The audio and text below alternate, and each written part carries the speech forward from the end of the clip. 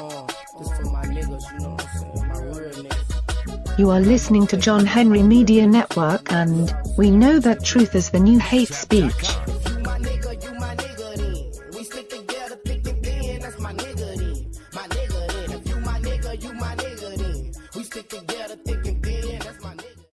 I can hear my neighbor crying.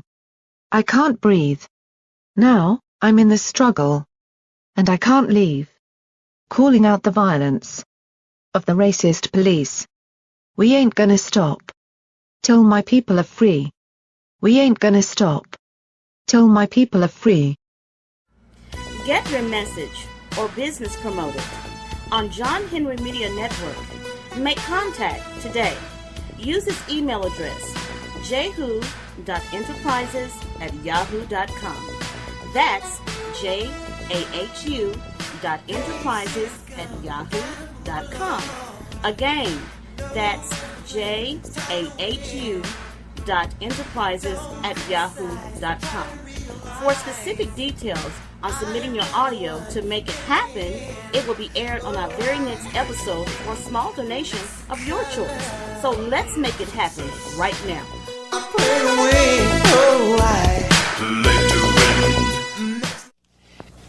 Minister Malcolm, when you broke with Elijah Muhammad back in March, you said it was because the black Muslims were too narrowly sectarian and inhibited, and because Elijah Muhammad had become blindly jealous of you and the personal following you had gathered.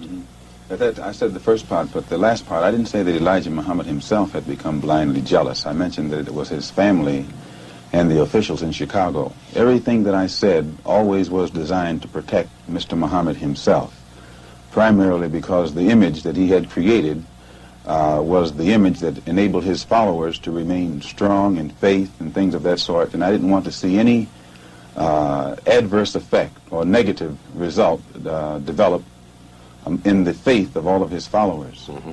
But actually, despite the fact that I tried to protect the Muslim movement, if you'll notice, they used their newspaper to slander me and to label me as a hypocrite and as a rebel, and Mr. Muhammad himself said that I defected. Well, in reality, I never even left the Muslim movement. They put me out. And they put me out because of what I knew, and what I knew was told to me by Mr. Muhammad's son, Wallace Muhammad himself. They put me out and they put him out. Well, now, first of all, let's find out what it is that Wallace Muhammad, Elijah Muhammad's son, told you. Well, number one, if you notice, the stick that I always used in presenting, representing, and defending the Muslim movement was the fact that it had the ability to reform the morals of the so-called Negro community. It eliminated drug addiction, alcoholism, fornication, adultery, loose sexual behavior, which meant that it eliminated bastard babies, illegitimate children. Well, as long as I knew that this was what it represented and it gave me a strong stick, I could represent it and defend it. But we had a law which was that whenever any Muslim became involved in any kind of sexual relationship with someone to whom they weren't married, that person would be brought before the Muslim community, humiliated, and then isolated for from 1 to 5 years. This was our law. Well, in 1954, a teenage sister left Detroit and became one of Mr. Muhammad's personal secretaries. And there in the Chicago office, she became pregnant after being there for a year, and she was brought before the Muslim community and humiliated and isolated. And a year later, another secretary, this time one from Lansing, Michigan, came to Chicago. She also became pregnant. She was brought before the community and humiliated and isolated. And because the other person was never brought forth during this court session, it was concluded by all of Mr. Muhammad's followers that it was a non-Muslim who was the other party. Well, we grew so rapidly that in 1957 or 58, the secretarial staff was expanded to, I think, 8 teenage sisters. In 1959, 6 of them disappeared. 2 of them reappeared in Philadelphia about 2 or 3 months later, and they were all right. The other 4 reappeared in 1960. All 4 of them had babies. All 4 of them had become involved with someone and become pregnant and had these children. So it was, from what I now know, when the four of them got back to Chicago and began to compare notes, they found that the same man had told all of them the same story and had made all of them pregnant, that the same man was the father of all four of their children and had also been the father of the children brought forth by the two secretaries who preceded them. So this story was kept among these sisters until 1962. Two of them rebelled against the person who was responsible and began to tell the story all over the city of Chicago. It caused many of the Muslims in the Chicago mosque to leave and go back out in the street. They knew it, and I knew nothing about it until 1963 when Mr. Muhammad's son, who had been in prison, came out, and he had been a minister, and he was very religious and spiritual. And when he began to hear these rumors around Chicago, he went to one of the sisters, and the sister admitted to him that the rumor was true. And it was he who first told me about it. And when he told me about it, I wrote to Mr. Muhammad and told him about it, and he admitted that he had a knowledge of it, and that he'd given me a religious explanation that would fit into prophecy and all of that. So I was quiet. And it wasn't until October of 1963 that it came up again. And when it came up again, I realized that the same person who had made these other sisters pregnant was still busy doing the same thing. He hadn't stopped. Two of the sisters had two children by the same man. And one of those two sisters was pregnant still, getting ready to have a third child by the same man. So when it was known among the Chicago officials that I had a knowledge of this, they became very fearful of me. They became very antagonistic toward me, and they had to do something to diminish the authority that I had, for fear that if this became public knowledge, the followers would leave the Muslim movement and follow me. And it was at that time that they used the statement that I made against President Kennedy as a pretext to cut my authority, and some other things happened that finally produced the split, or forced the split.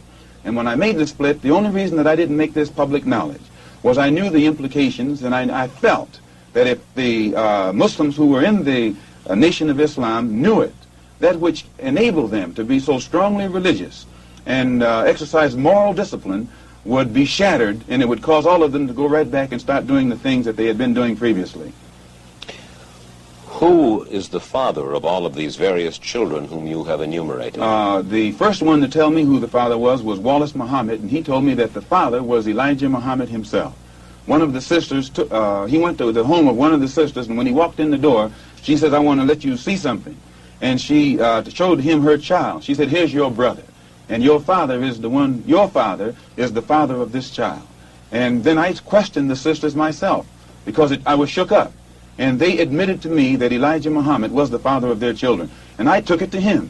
And it was at that time he told me that he was Muhammad, the prophet, and that Muhammad had 9 wives. He also told me that he was David. He was the modern David, and that he was the modern Solomon, and that it was meant for him to fulfill today all of the things that they did back there.